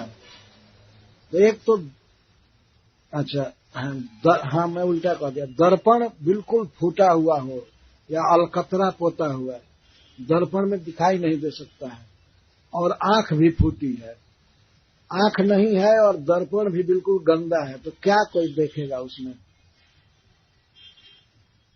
तो भोग जो है वो केवल दुखमय है, यही संस्पर्शजा भोगा दुख योनय एवते। भगवान गीता में कहते हैं जो संस्पर्शज भोग हैं इंद्रियों के, आंख से देखने का, कान से सुनने का, जिह्वा से कुछ चखने का, खाने का, नासिका से सूंघने का और स्पर्श करने का, ये दुख योनय एवते, ये दुख की योनिय है, केवल दुख नहीं है, दुख की मां है। और नाना प्रकार के दुख आएंगे इन भोगों को भोगने से। आद्यंतवंत न ते सुरम ते बुध, आद्यंतवंत कौन थे न ते सुरम ते बुध। हे कुंती नंदन, विद्वान आदमी, बुद्धिमान आदमी इन भोगों में नहीं रमता है, क्योंकि इनकी शुरुआत होती है और अंत भी हो जाता है। कोई अगर तथाकथित सुख भी है तो बहुत कम देर के लिए, खाने के लिए लोह बस कोई खाए व्यक्ति तो खाते समय तो सुख देगा, लेकिन जब डिसेंटरी हो जाएगा तो अंत में दुख में बदल जाता है। बहुत कम देर तक खाने का सुख है, स्पर्श का सुख बहुत कम देर तक, देखने का सुख भी बहुत कम देर तक। कुछ ही देर के बाद आदमी कहता है ठीक है अब जाओ, अब सो, अब हम देखना नहीं चाहते। अपनी पत्नी को भी आदमी कहता है ठीक है अब जाओ, बस हो गया। थोड़े देर तक सुख रहता है। इसको आद्यंतवंत भगवान कह रहे, आदि और अंत होता है इसका। सुख वास्तविक वो है जिसका न आदि है न अंत है सदा सुख, सदा से है वो भगवान के भक्ति का सुख। न तेसु रमते बुध, बुद्धिमान आदमी, विद्वान आदमी इन भोगों में नहीं रमता है, वो भक्ति में रमता है। हरे कृष्णा कृष्णा कृष्णा हरे हरे, हरे राम राम राम हरे हरे। तो भोगों में कोई सुख नहीं है, वो दुख है। और शरीर जो भोगने वाला है वो रोगों की जन्मभूमि, तो क्या भोगेगा। इस समय प्रायः लोग कहते हैं अगर घी दीजिए उनको खाने के लिए तो कहते हैं नहीं, डॉक्टर मना किया है। क्यों मना किया है? शरीर में रोग है। भोग कौन भोगता है? शरीर। तो भोगने वाला ही बीमार है, क्या भोगेगा। एक तो भोग है नहीं, वो दुख है। और उसको सुख मान करके कोई भोगे भी तो शरीर में क्षमता नहीं है। किसी को डायबिटीज है, किसी को ब्लड प्रेशर है, किसी को कुछ है। और जब घी भी नहीं खा सकता तो क्या भोग भोगेगा। शरीर बिल्कुल अक्षम। कोई कड़ा पदार्थ मिल गया खाने के लिए तो दांत ही नहीं काम करेगा, है ना। कोई ऐसे पदार्थ मिलते हैं जो कड़े होते हैं, बड़े स्वादिष्ट होते हैं, लेकिन अब क्या करें, केवल जीभ से चबाएंगे, दांत खत्म है। और रूप कोई क्या देखेगा, कितना दिन देखेगा। कुछ ही वर्ष के बाद आंख पर चश्मा चढ़ जाता है। क्यों? आंख में रोग है ना, इस बात की सूचना दे रहा है। पर व्यक्ति फिर भी चश्मे के सहारे देखना चाहता है। कितना दिन देखेगा। उस सुख का अंत हो जाता है। सूंघने का, छूने का, सब सुख का अंत है। सुख एक तो सुख है ही नहीं, तो सुख नहीं है वास्तव। भोग में सुख नहीं है, दुख है। और भोगों को भोगने वाला शरीर समस्त रोगों का जन्म स्थल है। ये भोग भोगने नहीं देंगे। शरीर में रोग रहेगा तो क्या कोई भोगेगा? नहीं भोग सकता। तो भगवान ने कहा कि तो प्रहलाद, सभी लोग विरक्त क्यों नहीं हो जाते? क्यों भोगों में ही पड़े रहते हैं?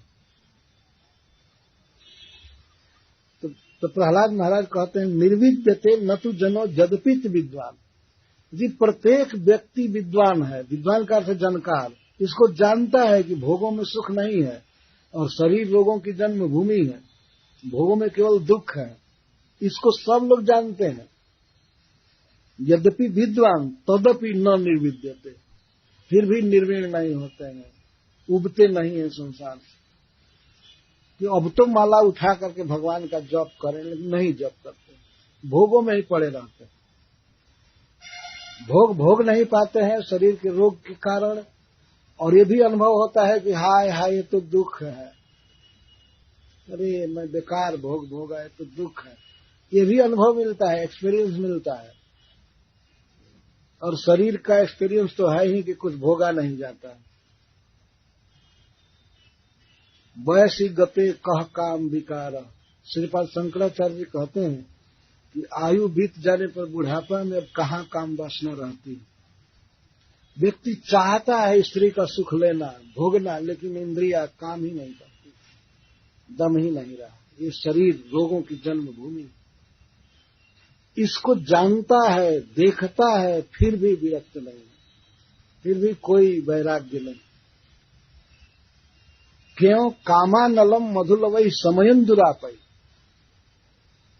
अपने काम वासना को शांत करना चाहते। काम का अर्थ है कोई भी वस्तु की भोग की इच्छा, खाने की, पीने की, देखने की, सूंघने की, सुनने की, स्पर्श करने की। इसको भगवान ने भी कहा है, आग है यह दुष्पूरेणा नलेन स, ये दुष्पूर है काम। कितना भी जीव भोग भोगे उसकी इच्छा कभी शांत नहीं होगी। शरीर बूढ़ा हो जाता है लेकिन मन बूढ़ा नहीं होता है कभी, तो भोगने की इच्छा करता ही रहता है। शरीर नहीं सक्षम है तो मन से कुछ चिंतन करता है, भोगता है, कोशिश करता है।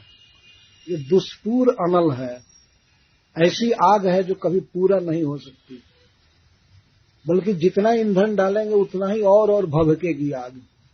जितना जो लोग भोग भोगते हैं उनके भोग की वासना क्षय नहीं होती है, भोग की उत्कंठा बढ़ती जाती है। तो काम एक अनल है, अग्नि है, और उसको व्यक्ति बुझाना चाहता है। कैसे? मधु लवई समयन दुरापई, उल्टा बुझाना चाहता है। बुझे न काम अग्नि तुलसी कह, विषय भोग बहु गीत।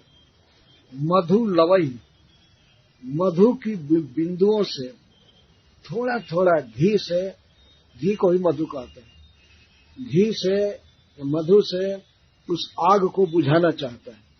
कोई आग भभक रही है और उसको शांत कोई करना चाहे और घी की फूही से, सीकर से, घी की बूंदों से शांत करना चाहे तो और आग बढ़ती है, और आग बढ़ती है।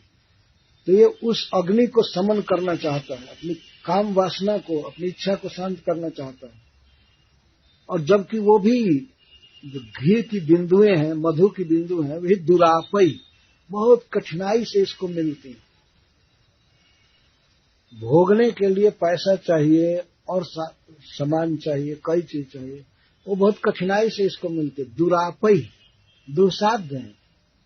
एक तो बहुत कम मिलता है भोगने की सुविधा, और बहुत कठिनाई से मिलता है, तो उससे वो काम की शांति करना चाहता, कामानल। तो इसका अर्थ है कि इस व्यक्ति को कामाग्नि को शांत करने में ही व्यस्त रहना पड़ता है। हमेशा व्यग्र है कि कैसे हमको सुख मिले, कैसे हमारी मन शांत हो, ये हो वो हो, इसलिए भोग जुटाता है। भोग जुटाना भी बहुत कठिन है, तो इससे तो उसको फुर्सत ही नहीं मिलती है, तो कहाँ से विरक्त हो। मान लीजिए आग कहीं लगी हुई है और उसको घी की बिंदुओं से बुझा रहा हो, तो बुझाने में ही फुर्सत नहीं है, तो फिर वो विरक्त कहाँ से होगा, कहाँ से मुख मोड़ेगा। कभी कभी प्रश्न किया जाता है, अगर उसको 2-4 कंटेनर घी मिल जाए तो आग पर डाल देगा, आग बुझ जाएगी। नहीं, अग्नि इतना ज्यादा है, इतनी इच्छा है भोगों की कि उस प्रचंड जंगल की आग से इसकी उपमा दी जाती है। दावाग्नि निर्वापण, दावाग्नि से और दवाग्नि लगी है, जंगल में आग लगी है, तो आप 1-2 ट्रक घी ले जाएंगे तब भी आग नहीं बुझेगी। और वैसे उतना ट्रक घी तो प्राप्त ही नहीं है। मधु लवई वो थोड़ा थोड़ा सीकर, इससे वो अपनी इच्छा की पूर्ति करना चाहता है। कहाँ से भगवान की भक्ति करे, आपकी भक्ति कैसे करे? जब इधर से मुंह मोड़ेगा तब ना आपका नाम लेगा, आपकी भक्ति करेगा। तो केवल बस कुछ पढ़ता है, देखता है, खाता है, पीता है, ये है वो, तो मैं सुखी हो जाऊंगा, मैं सुखी हो जाऊंगा। बस खाने पीने पढ़ने काम करने में समय बीत रहा है, और रात्रि में स्त्री संग आदि में समय बीत जाता है। तो समय कहाँ है? इतना मूर्ख है कि जानते हुए भी कि इसमें कोई सुख नहीं है, फिर भी उसी में लगा हुआ है। सुखदेव गोस्वामी कहते हैं, दिन में काम करने में, कुटुंब भरण के लिए और पैसा अर्जन के लिए, और रात में स्त्री प्रसंग में मूर्ख व्यक्ति की आयु कट जाती है। रात में समय है तो रात में कुछ घंटा भगवान का जप करना चाहिए ना। बैठ करके माला लेकर के सभी जप करें, हरे कृष्णा कृष्णा कृष्णा हरे हरे राम राम। तो मनुष्य लगा हुआ है किसी तरह से हमको भोग मिले। शरीर रोगी है, भोगों में भी सुख नहीं है, और भोग की सामग्रियां बहुत तुच्छ थोड़े मिलती हैं। तो आजकल पैसा कमाने में कितनी दिक्कत है, पैसे से भोग बहुत कम मिलते हैं, भोगों में कोई सुख नहीं है। और आज के युग में तो और भोगों में सुख नहीं है, तो शुद्ध भोग मिलते भी नहीं है। लिखते हैं घी का बना हुआ सामान, घी का बना हुआ सब तेल डालडा से बना देते हैं, तो वो भी नहीं सुलभ है। मधु लौ भी सुलभ नहीं, खाटी भोग मिल नहीं रहे। अच्छा, किसी स्त्री से कोई प्रेम करता है, वो सोचता है कि अब मैं सुखी हो जाऊंगा, ये हमसे सच्चा प्रेम है, ये प्रेम है।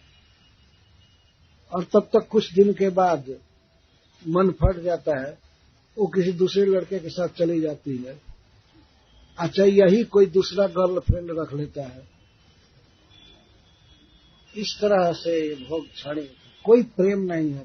पहले युग में था प्रेम, पत्नी इतना पति परायणा होती थी, पति के मरने के साथ मर जाती थी, चिता में जल जाती थी।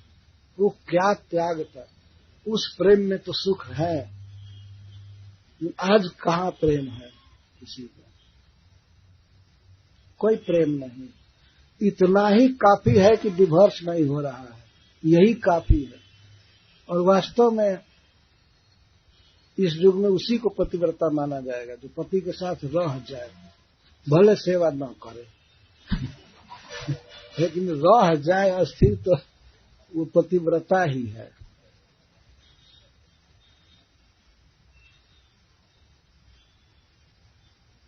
भोग जिसको कहा जाता है, स्त्री पुरुष का जो संबंध है और उनकी क्रियाएं जो है, उसी को इस संसार में काम या भोग कहा जाता है।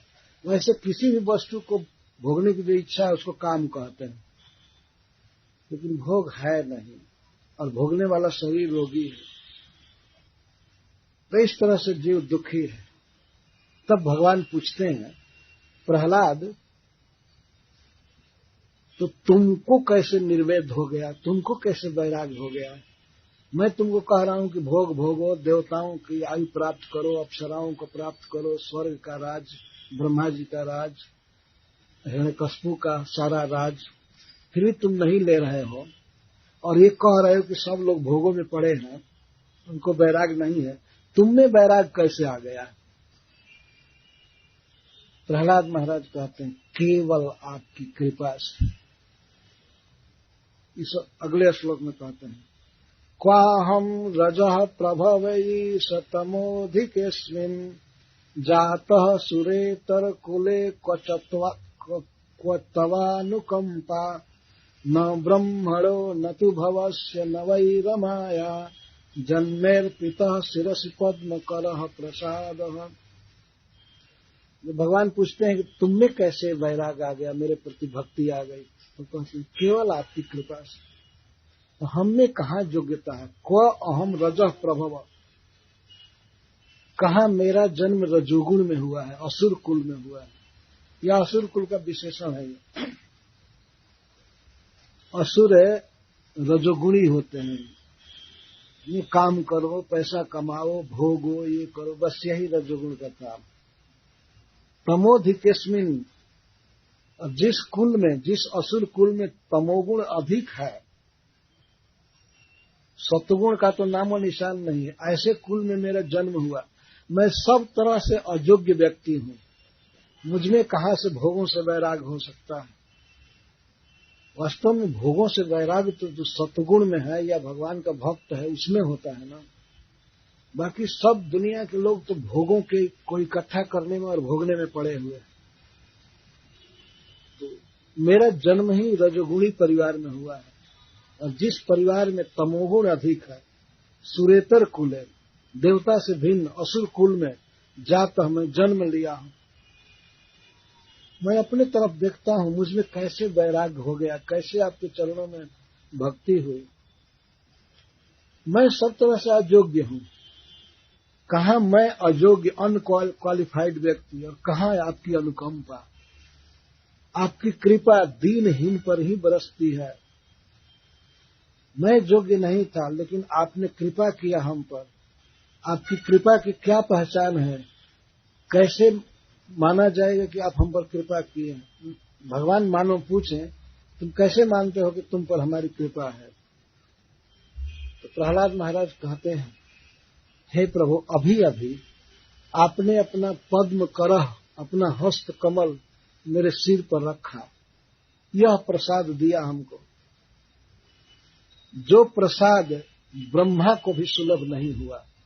आपने ब्रह्मा जी के सिर पर कभी अपना हाथ नहीं रखा है, न तो भवस्य, और न तो शिव जी के मस्तक पर आपने अपना हाथ रखा।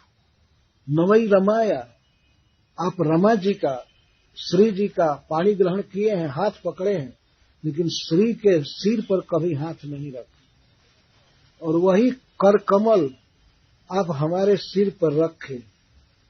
भगवान ने उठाया था प्रहलाद को और कर कमल रखा था। ये कथा आई थी शुरू दिन। यह आपकी कृपा है। पद्म करह, पद्म का अर्थ है कमल। आपका हाथ कमल जैसा सुशीतल है, सारा संताप हर लेता है, सारी जीवन का सारा जलन दूर हो गया, मैं सुखी हो गया। आप जिसके सिर पर अपना वरद हस्त रख देते हैं, वह जन्म मृत्यु के प्रवाह से, संसार चक्र से मुक्त हो जाता है। और उस व्यक्ति के लिए जीवन में सबसे बड़ा पुरुषार्थ यही है, ये प्रसाद का ही अर्थ। सबसे बड़ा पुरुषार्थ कि आपकी कृपा मिले, आपका करकमल उस व्यक्ति के सिर पर जाए, ये बहुत बड़ा प्रसाद है। तो आपने हमको वो प्रसाद दिया, हमको अपना बनाया, अपना दास बनाया। जो हस्त कमल आप अपने पुत्र ब्रह्मा जी के मस्तक पर भी नहीं रखे, और अपने ही स्वरूप भगवान शिव के भी मस्तक पर नहीं रखे, और अपनी अर्धांगिनी परम प्रिया लक्ष्मी के सिर पर भी नहीं रखे, वह हस्त कमल आप हमारे सिर पर रखे। अहो, आपकी कृपा अद्भुत है। वास्तव में आप दीन वत्सल हैं, दीन बंधु हैं। मैं तो सब तरह से हीन हूं, मुझमें कोई योग्यता नहीं थी, कोई क्वालिफिकेशन नहीं, लेकिन आपकी कृपा इतनी बलवान है कि उसने मुझको ये सौभाग्य दिया। आप कृपा करके हमारे मस्तक पर हाथ रखे, हमारी योग्यता देख करके नहीं। यह कह रहे हैं, हे प्रभु, आप कृपामय हैं। आपकी कृपा से ही मुझमें वैराग्य आया है, आपकी कृपा से ही आपके चरणों में मेरा झुकाव हुआ है, भोगों में रुचि नहीं है, केवल आपकी दया से। तो हमें कोई ऐसी पढ़ाई लिखाई या कोई साधना अनुष्ठान नहीं है कि मैं भोगों से बचूं, भोगों से मुझे नफरत है। ये आपकी कृपा का फल है। कितनी ऊंची बात कह रहे हैं। जो प्रसाद आपने लक्ष्मी जी को नहीं दिया, ब्रह्मा जी को नहीं दिया, और भगवान शिव को नहीं दिया। शिव जी साक्षात कृष्ण के स्वरूप ही है। जो आपके साक्षात स्वरूप हैं, उन पर भी आपने कृपा नहीं किया। और जो आपके डायरेक्ट नाभि कमल से जन्म लिए हैं, आपके पुत्र और शिष्य दोनों हैं ब्रह्मा जी, उनके भी मस्तक पर नहीं रखे, और अपनी प्रिया लक्ष्मी जी के मस्तक पर भी हाथ नहीं रखे। और मैं श्वेतर कुल में, असुर कुल में जन्म लिया हूं। मेरा जन्म रजोगुणी जन्म है और तमोगुणी वंश में जन्म लिया है। मैं सब तरह से हीन, परंतु फिर भी आपने कृपा करके मेरे सिर पर हाथ रखा।